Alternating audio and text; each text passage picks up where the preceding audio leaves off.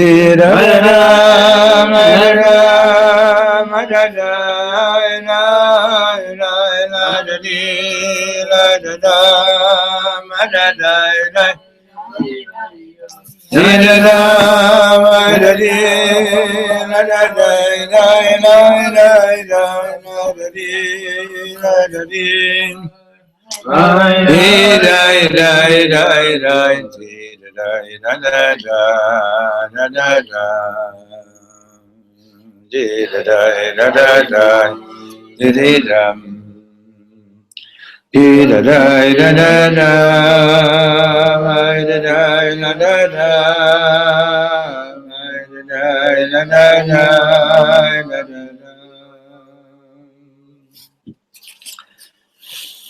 so Mir Hashem, today we're going to conclude this Maimer of Sfat and Lachem.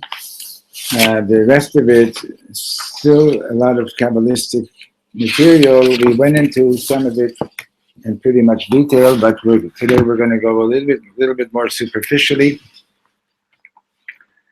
So the whole Maimer is about Tikkun Hamidot, about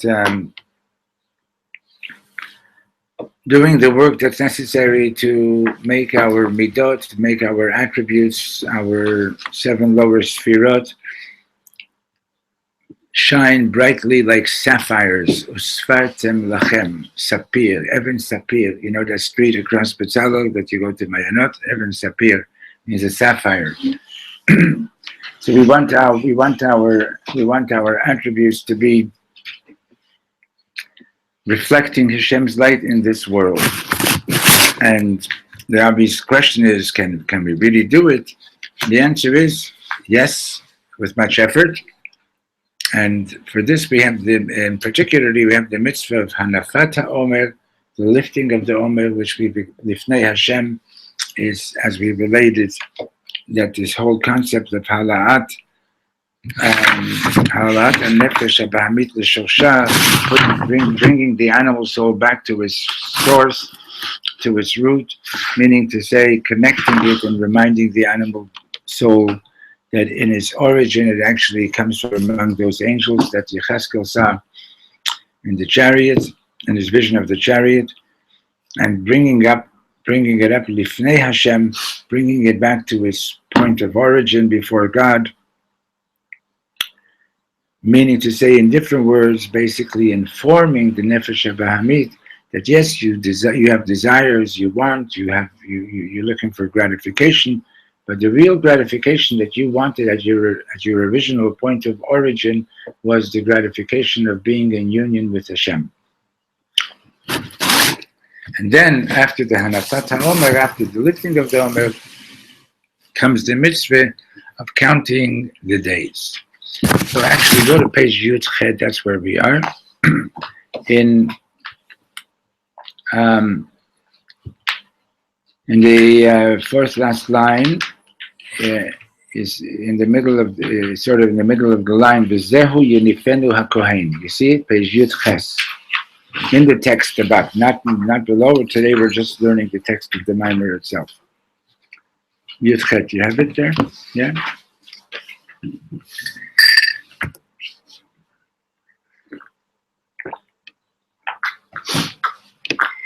In the Maimer? In the Maimer, on the top of the page. V'zehu Yenifenu HaKohen, and this is what's the idea of the Kohen lifting the Omer, the barley, which is animal food. And remember, we spoke about that the idea of what is it that's represented by food? What's represented by food is the idea that food, only a little part of it is the essence that feeds your soul and body, and a lot of it is waste, right? So the idea is that the seorah, shiur, hay, in other words, is representing the idea that the body is representing the idea that you got to refine, you got to take out the good from each midah, from each thing that you're doing, and the rest is to be expelled. So that's the idea now, that the Kohen is lifting it up Shehu Bechinat Chesed Elyon. And that's the aspect of Chesed Elyon, supernal love.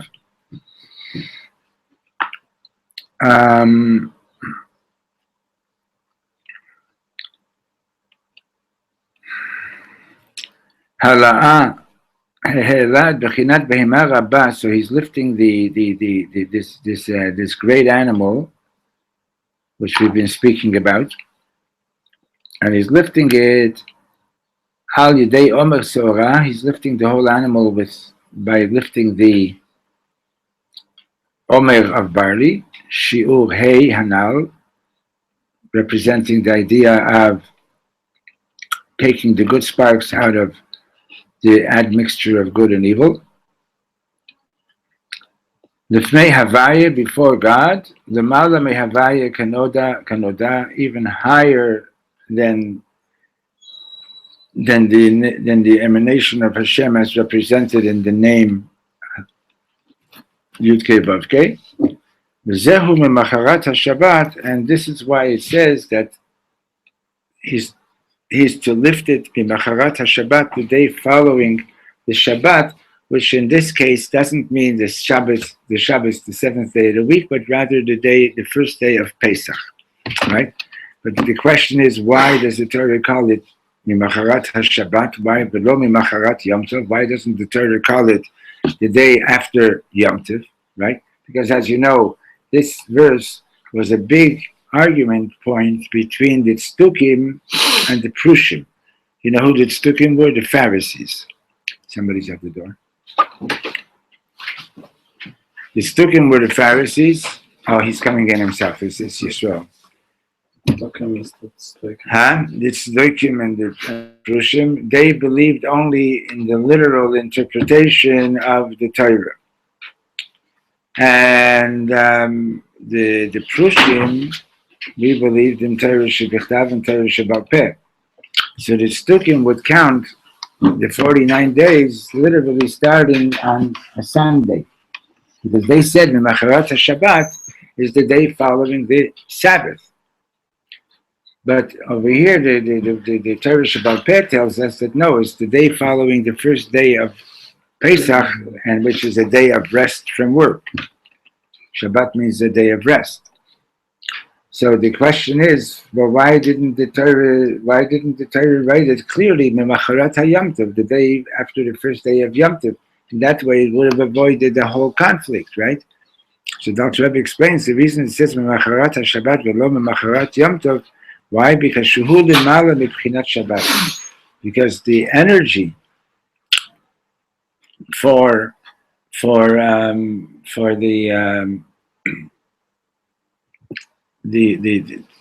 to be able to transform, the energy to be able to transform,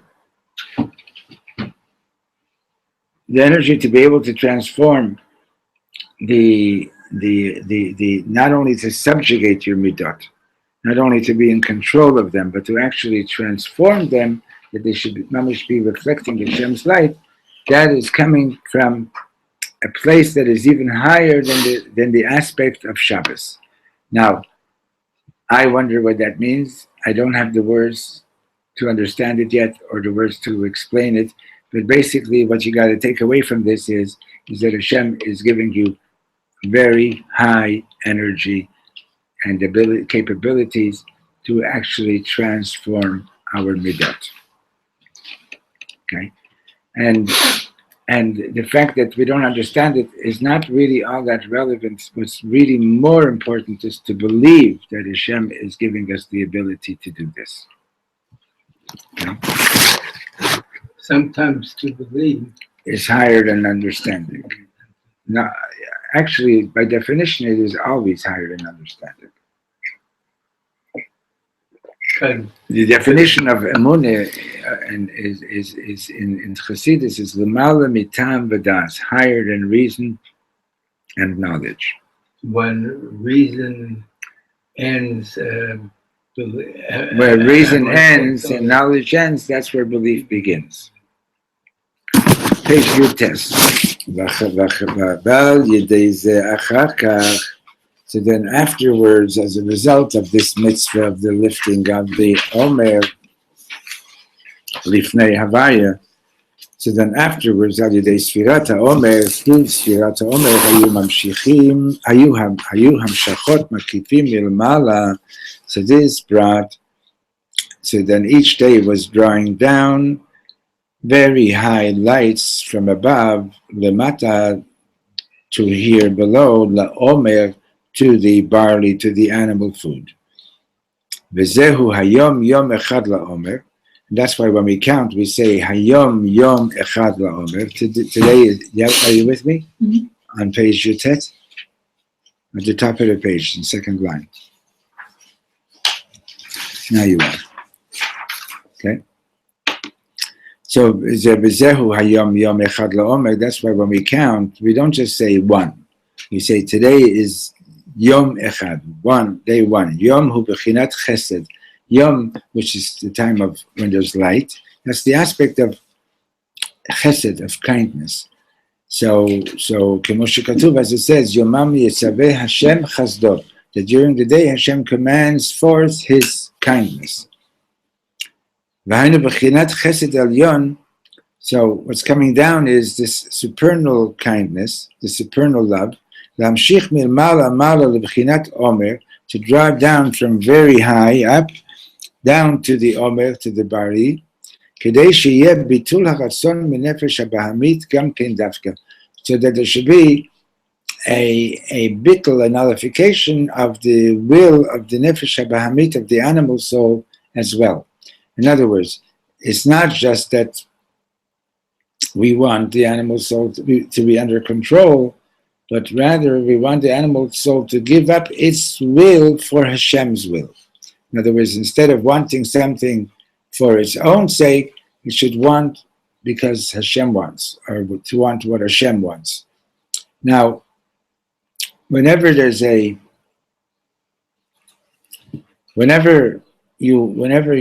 like for example, the example that's given is like, for example, when a father wants to pick up his child, because he wants to have a deeper connection with the child, and the child is just a little child, doesn't even reach his kneecaps yet. So, or when you're going to do that, right? So you put your hands down, right?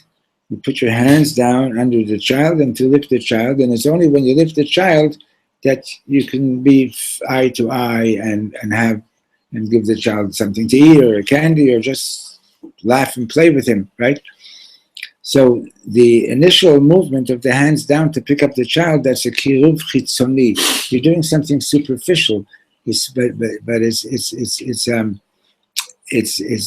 but in order to bring about a kiruv pnimi, in order to bring about a deeper inner connection. So too, so the Hayom Yom Echad LaOmer, so Hashem is sending down His love and His energy to us in order to have the ability to transform our love to be, instead of self-love, instead of loving myself, but rather to love Hashem and to love all of Am Yisrael.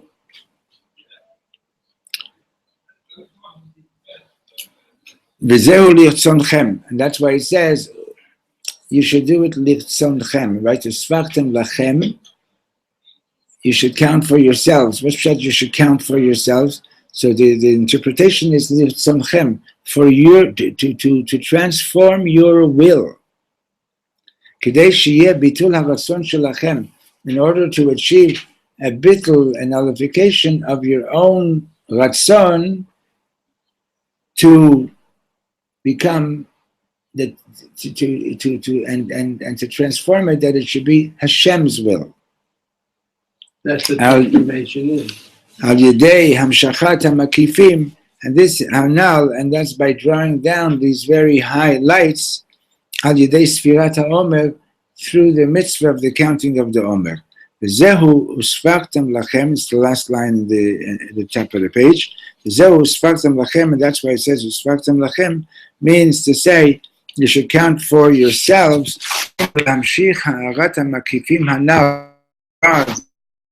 very high lights. Shehu mimacharat Shabbat dafka, which is coming down from a place that's even higher than the lights of Shabbos. Lachem, you are to draw this to yourselves, lemata, here below into this world.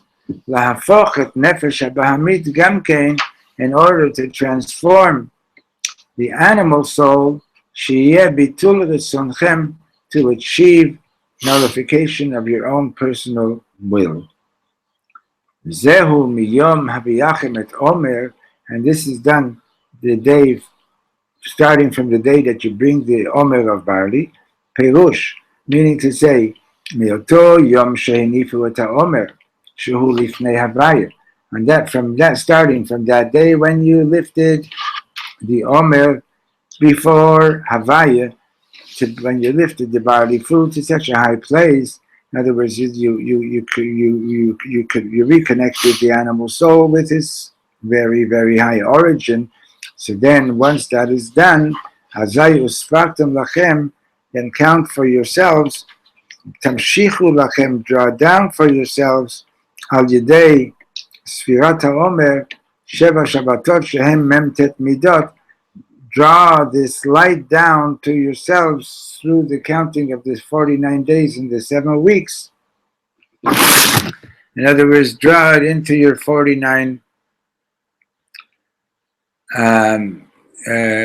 midot, right? Each of the midas, each of the sfirot is consisting of all 7, right? Chesed shebechesed, gvura shebechesed. Today, for example, is what? Gvura Sheba Malchut, right? Somebody pointed out yesterday, Yom Yerushalayim, that yesterday was Chesed Sheba Malchut.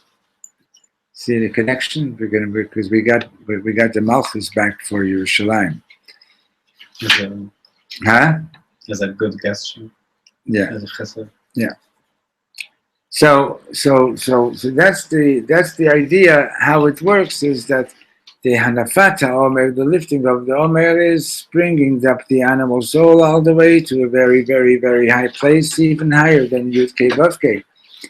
From there, it's by reconnecting it to that highest of places, you can now draw down that high, powerful light every day into your particular combination of the sfirot that pertain to that day.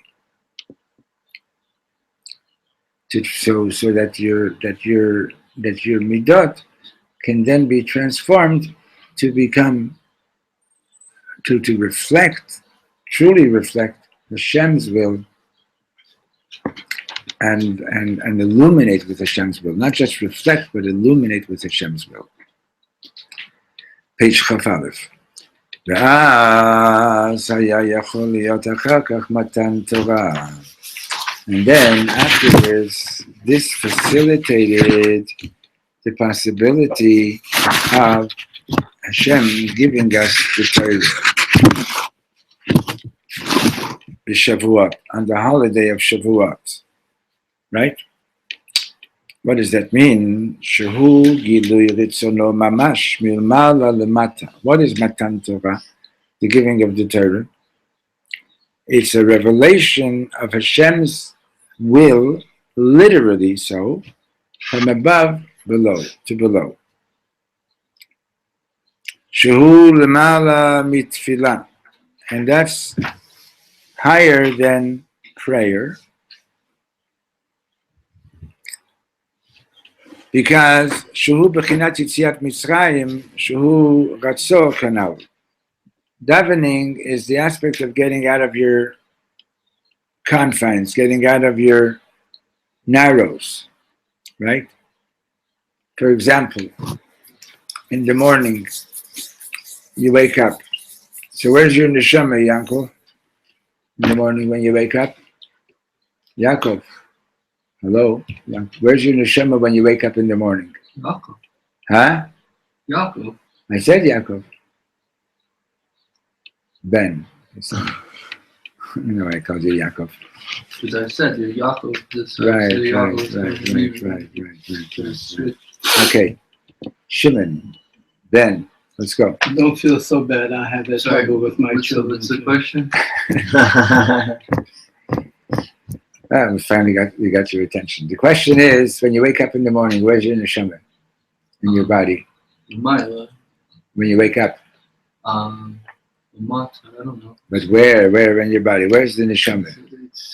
It's in the body. Where? Not in the body. In the brain. Where? What part of your neshama? Where's your nefesh elokit when you wake up in the morning? Everywhere. No, it's in the nose. Right? Right? So that's why I would pick my nose. You heard it first here. No, there's when Hashem created Adam. Vayipach ba'apo ruach chayim. He breathed a soul into his nostrils, right? So now, when you go to sleep, what happens when you go to sleep? Where does your divine soul go? It goes up to Shemayim, okay? But a part of your soul stays in your body so that you can continue sleeping and stay alive, and etc., right? You wake up in the morning. Now, what happens? So, in other words, so at night, you just basically your nefesh habahamit, your animal soul, is very dominant. That's basically you're at night when you're sleeping. You're pretty much a behemoth, right? You're not much more than that. An animal's like an animal. You don't know what's going on, right? You're just lying there sleeping, right? Your conscious soul is not really there. We're not going to get into talking about dreams now and this now, all that kind of stuff. That's not for now. You wake up and you say, Moida ani lefanecho. I give you thanks, Hashem, for returning my soul, right? But right now, so now, what did Hashem return to you? You were alive all night. But what Hashem is returning to you is the divine soul that was up in Shemaim during the night is now coming back to you, right? Now, how much of that divine soul is in you? Not very much. Because what do you do when you wake up in the morning? I have to go to the bathroom. I need to take a drink. I need to scratch myself, and stretch, this, that. It's all very, very physical, right? When does the soul begin to permeate your being? When does it get into your heart and so on? It's when you start davening. Okay? So there's a pasuk that says, Chidlu lachem min ha'odam asher neshama ba'apo, ki bameh nechshavu. You know that pasuk, we say it at the end of, we say it when you take Mayim Achronim, I believe. Anyway, so it says, beware, give me Tzilas Hashem, please.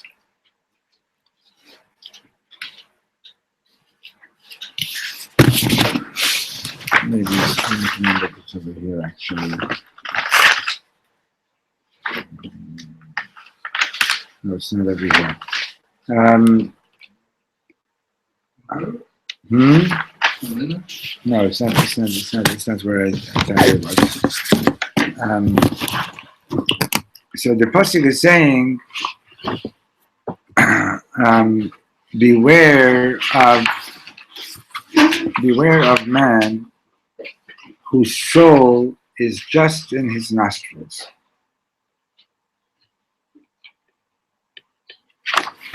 Okay? There's something that looks like this on the small table. This is Hasidus Mivaeres.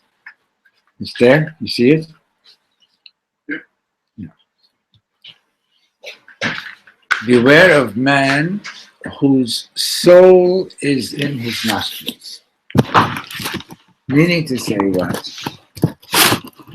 Meaning to say that beware of a person whose soul is only in his nostrils. In other words, ki bameh nechshavhu, because what is he? What of and the Gemara says that what? Don't read only bameh nechshav, read also bamahu. This is actually a verse in Yeshayahu, right? That one whose soul is just in his nostrils, he's like a high platform. In other words, he still considers himself to be a yesh. In other words, he recognizes, Hashem, you've given me back my neshama, but that neshama is still not permeating my being, because I'm very, very much into what my body wants right now. So when you start davening, you can bring about that bittul, that nullification of the nefesh habahamis, so that everything that you do becomes like a vessel for godliness. So what's happening over here is like this. So he's saying that davening is the aspect of ratzo. Remember, the Maimer started with ratzo and shov, rushing forward and coming back. Inspiration, application. Okay? Now, so davening is like this. If you make a cheshbon if in the morning and you ask yourself, okay, so what do I want to do today? Do I want to be a behemoth with a little bit of divine soul? Do I want to be a divine soul and that my behemoth should go along and do what my neshama wants, right? So you want to, if I would take a moment to actually think about that, if you would take a moment to think about that, right? That's what you want. You want to be a conscious divine being, right? So that desire to do that is what davening is about. The idea is that I want to come closer to Hashem. I want to be conscious of my neshama, etc. Okay, that's the inyan of davening. That's the avodah of davening. Okay. Now, Matan Torah. So that's Yetzias Mitzrayim. That's getting out of my Mitzrayim. You know, when I never lived on my own until I was like 27, 28 years old, when unfortunately I got separated and then divorced. So I can sleep very deeply, and literally you would be able to take me with my mattress and put me in the middle of a highway and I would still be sleeping. Okay? So I was like very nervous to make sure that I would wake up in the morning and get to work. You know, to be in town. I was a school teacher. So I got a radio alarm clock, and I would keep it like dafka far from the bed, very loud, so that I couldn't just put my hand up and shut it off. I would actually have to get out of bed, right? And I noticed that, and it had a snooze button too, you know. I noticed that when I would wake up with the radio, right? I'd have the radio come on, and when I'd wake up with the radio, within 10 minutes I was already going crazy. Is this a good hair day or is this a bad hair day? You know, from all those stupid ads, you know, like which shampoo should I use? You know what I'm talking about? You worry about that? I'm just telling you, they were driving me nuts. No, I don't worry about that, especially not up here. So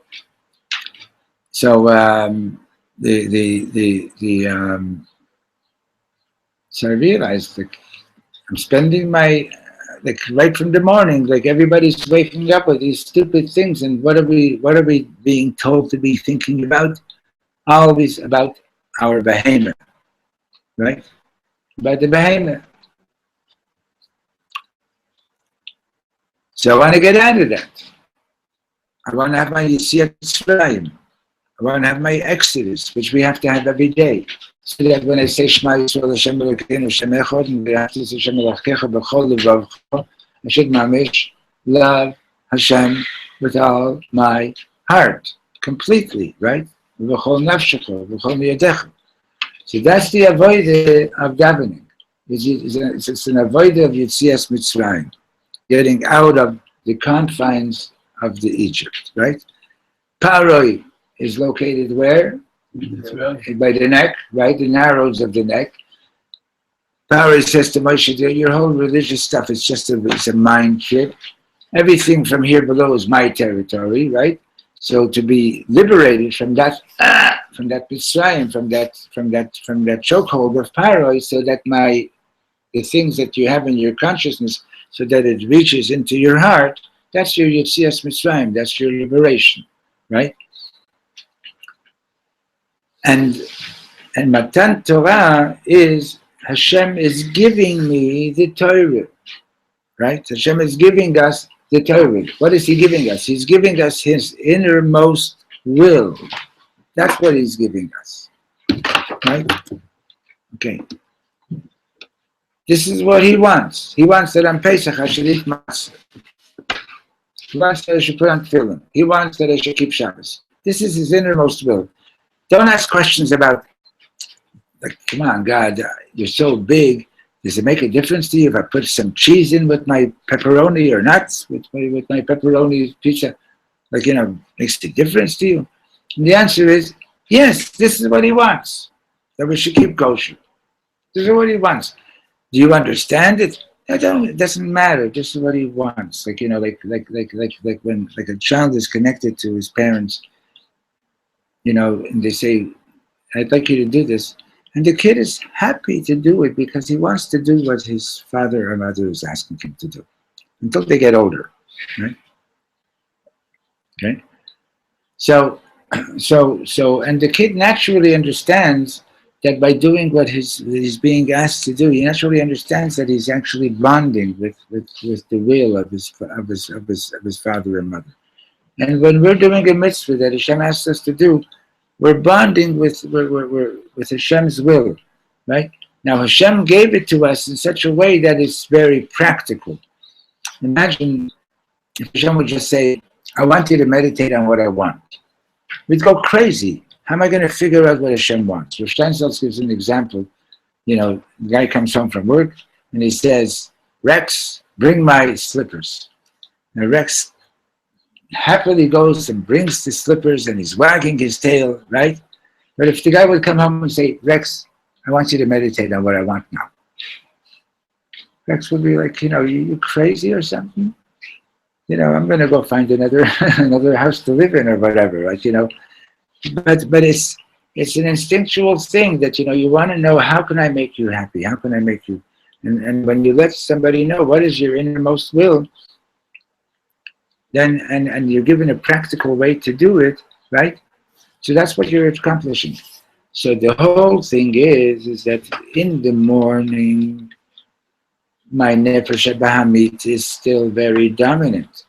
And it's my nefesh bahamit that says, I want this and I want that and I want that. Oh yes, I have my neshama hanging around in my nose, yes, but I'm a yesh, right? But I don't want to be a yesh. I want to have my liberation. So that's the avodah of that through davening.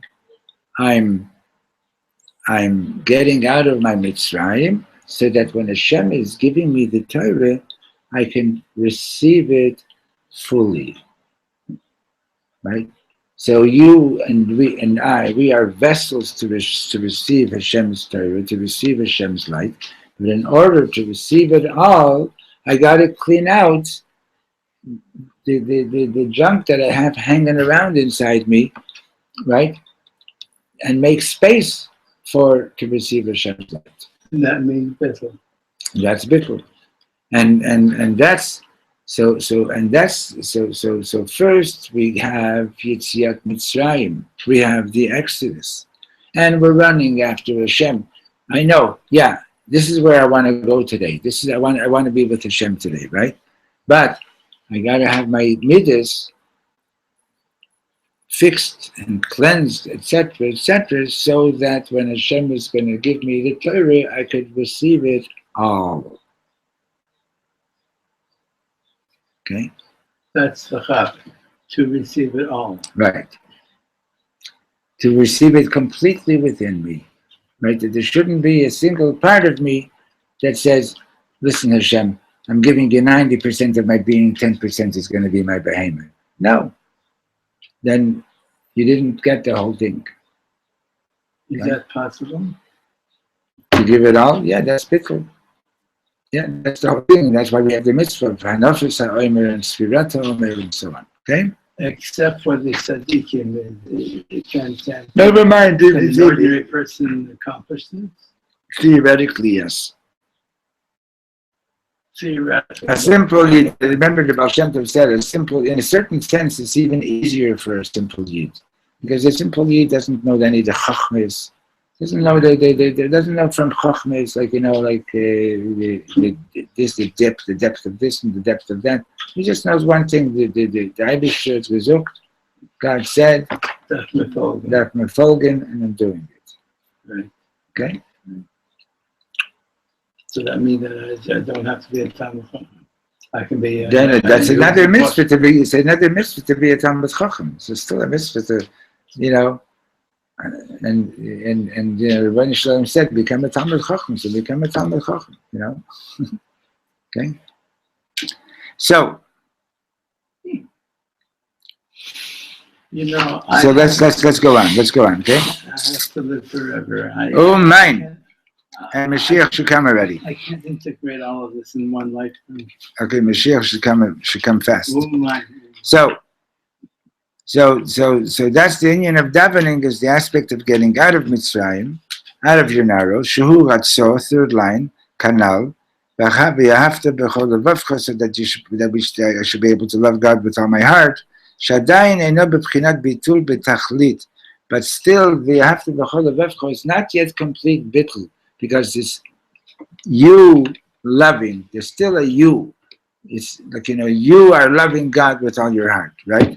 But it's not really bittul yet. Why? Because yesh mi she'ohev, there's a yesh that loves, that is loving. Masha'ein kain, but whereas b'limut haTorah, when you're learning Torah, shehu dvar havaya mamash b'fiv. Learning Torah is mamish, the words of God in your mouth. As it says, Vasim dvarai beficha, I will put my words into your mouth. Dvarai mamash, literally my words. Ani ha-mishnah ha-medaberet beficha. I am the Mishnah that you are now speaking the words of the Mishnah. And like the rabbis say, Eilu va'eilu divrei Elokim chayim, both Beis Shammai and Beis Hillel. Yisrael? Oh, by the way, I prepared lunch already, in case you went to buy that for the meeting. For yourself, good. B'tei avon. Okay. So Kumamar Razal, like the rabbis say, Eilu ve'eilu divrei Elokim chayim, both Shammai and Hillel, both were talking the words of the living God, right? Shehem divrei Elokim mamash. In other words, when we're learning Torah, we're learning the words. Literally, we're speaking Hashem's words. What does that mean? Gilui retzono mamash lamata. The words of the Torah are the revelation of Hashem's will here below. And that's Pesach. I'm in the middle here, but lunch is already prepared. We're waiting for you guys. Okay?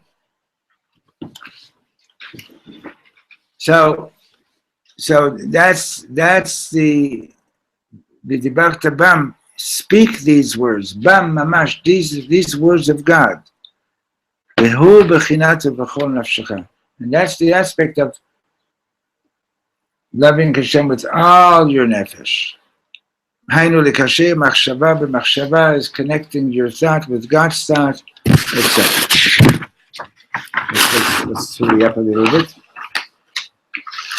Hinei amru Razal, page Chof Beis. However, this is very important. The rabbis say, Kol Ha'omer ein li ela Torah. If somebody says, I only have Torah. In other words, my relationship with Hashem is just purely through Torah. Afilu Torah ein lo. Then even Sigamor, even the Torah he doesn't have. Why?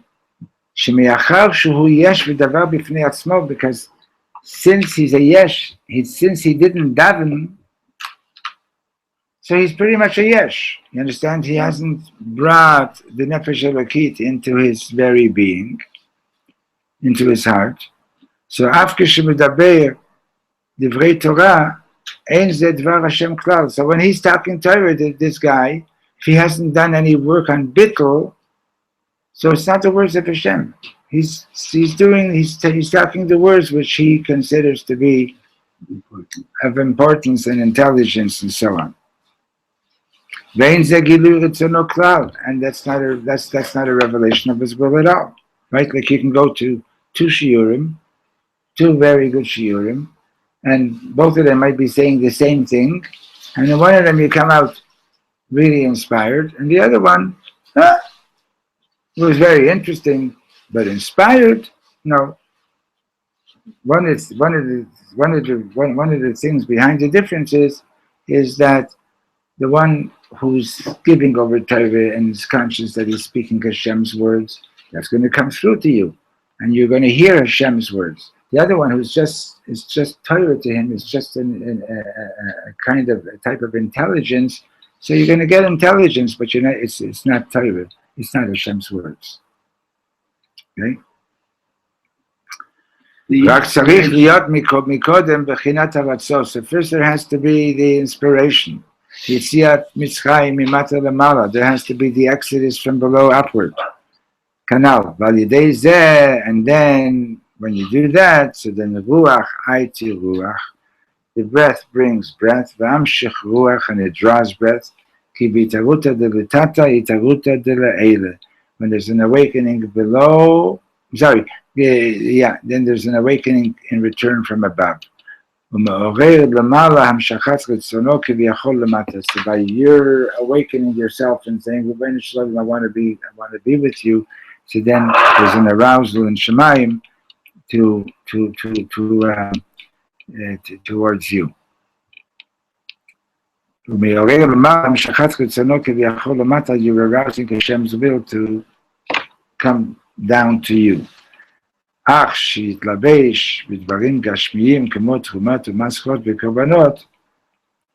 the fact that the mitzvahs are now dressed in physical things like giving trumah, giving meiser, bringing korbanot,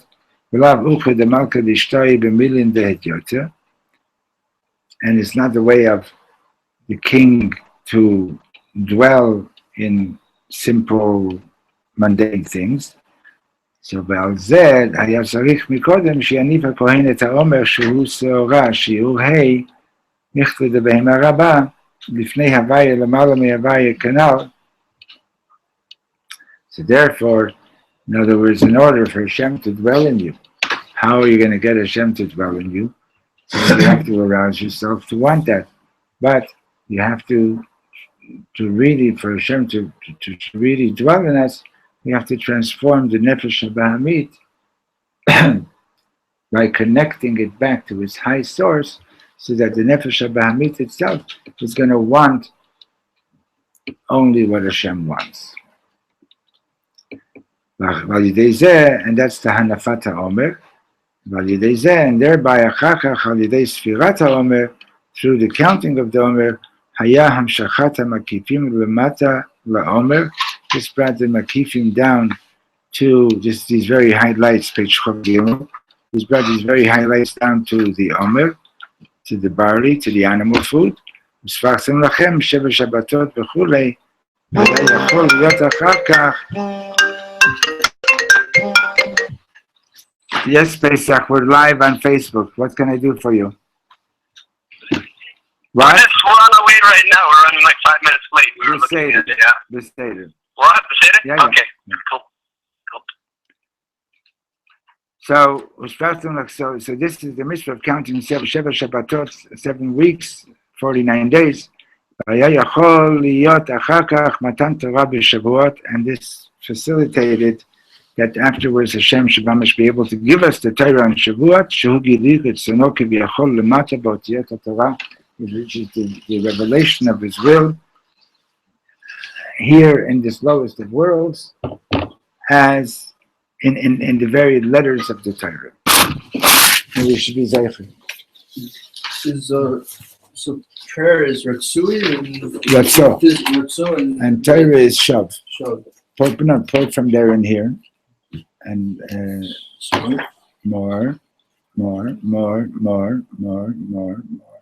and I go for that. Thank you.